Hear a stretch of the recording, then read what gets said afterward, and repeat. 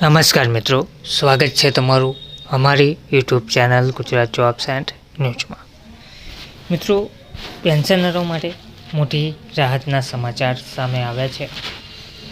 EPFO એ છેલ્લું extension આપ્યું છે. હવે આ તારીખ સુધીમાં પગારની વિગતો પણ આપવાની રહેશે. તો પેન્શનરોને મોટી રાહત આપતા સમાચાર સામે આવી રહ્યા છે. ઈપીએફઓ દ્વારા આ એક છેલ્લું એક્સટેન્શન આપી દીધું છે.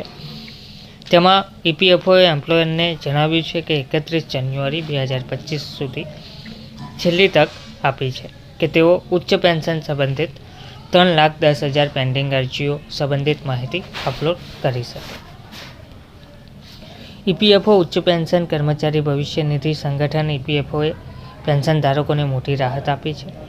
ઈપીએફઓએ નોકરીદાતાઓને 2025 સુધી 31 જાન્યુઆરી 2025 સુધી પેન્ડિંગ હાઈ પેન્શન અરજીઓનું સમાધાન કરવાની તક આખરે આપી છે. તે પહેલાં પણ નોકરીદાતાઓને ઘણી તકો આપવામાં આવી છે. ઈપીએફઓએ 18 ડિસેમ્બર 2024ના રોજ એક પ્રેસ રિલીઝ જારી કરી હતી. એવું પણ કહેવામાં આવ્યું હતું કે ઉચ્ચ પગાર પર પેન્શન માટે 3.1 લાખથી વધુ અરજીઓ પેન્ડિંગ છે. રિટાયરમેન્ટ ફંડ બોડી ઈપીએફઓએ અગાઉ એમ્પ્લોયરોને 15 જાન્યુઆરી 2024 સુધીમાં 4.66 લાખ પેન્ડિંગ કેસની માહિતી અપડેટ કરવા જણાવ્યું હતું. તે સિવાય ઈપીએફઓએ કહ્યું હતું કે આટલો સમય હોવા છતાં એવું જોવામાં આવે છે કે વિકલ્પો સંયુક્ત વિકલ્પોની ચકાસણી માટે એમ્પ્લોયર પાસે 3.1 લાખથી વધુ અરજીઓ હજુ પણ પેન્ડિંગ છે. તો પગાર સંબંધિત વિગતો અપલોડ કરવા માટે વધારાનો સમય આપવા માટે અને એમ્પ્લોયર એસોસિએશન તરફથી અરજીઓ મળી છે.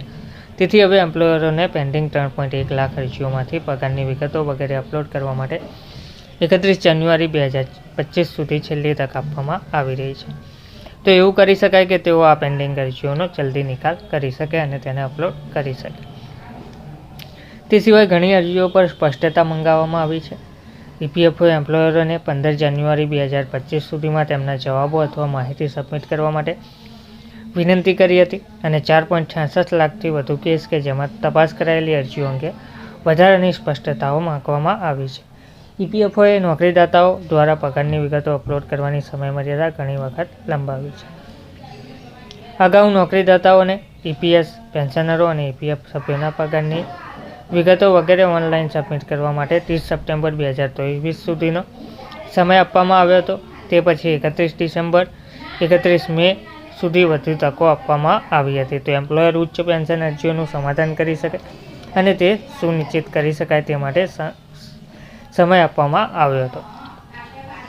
હવે પેન્શન અરજીઓ કેવી રીતે ટ્રેક કરવી? તો કોઈપણ ઈપીએસ પેન્શનર ઈપીએફઓ પોર્ટલની મુલાકાત લઈને પેન્શન માટેની તેની અરજીને ટ્રેક કરી શકે છે. આ માટે તેમને સૌપ્રથમ તો https FIED portal unified portal mim.epfindia.government.in member interface POSW પર જવાનું રહેશે અને પછી track status of PEPS high pension application વિકલ્પ પર ક્લિક કરવાનું રહેશે.